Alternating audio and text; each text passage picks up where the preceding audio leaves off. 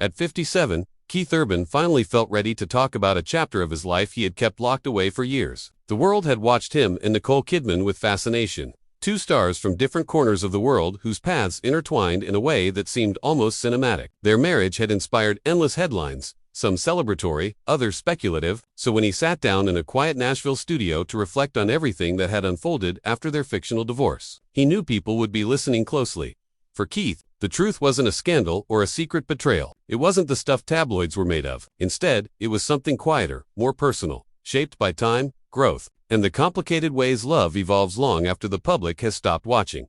He spoke about how, in the beginning, being together felt like discovering a missing part of himself. Nicole's steady presence, her thoughtful calm, her unwavering support during his battles with addiction, those were things he never forgot. People see the glamour, he said, fingers running along the frets of a guitar resting in his lap. But what I remember most are the ordinary moments, the ones that don't make the magazines. He described mornings filled with unhurried conversation, evenings when they'd sprawl on the couch debating films or sharing music, and the gentle, grounding rhythms of a family that felt like an anchor. But even the strongest partnerships face their share of storms. Keith admitted that fame had a way of stretching life into extremes-long tours, time differences, relentless schedules, and the constant hum of expectations. Over time, those pressures created cracks they both tried desperately to repair. "We loved each other fiercely," he said, "but sometimes love isn't always enough to keep two people on the same path."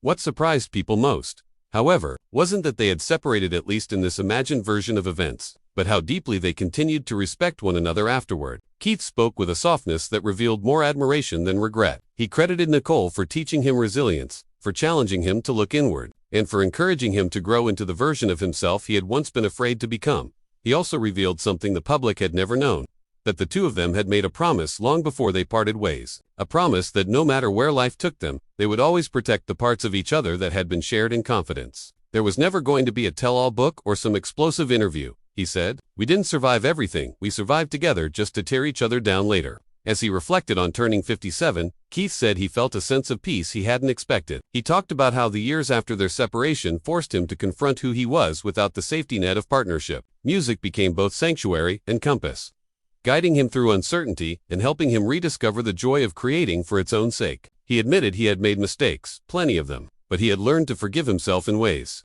he never could before. And the truth he finally revealed was simple.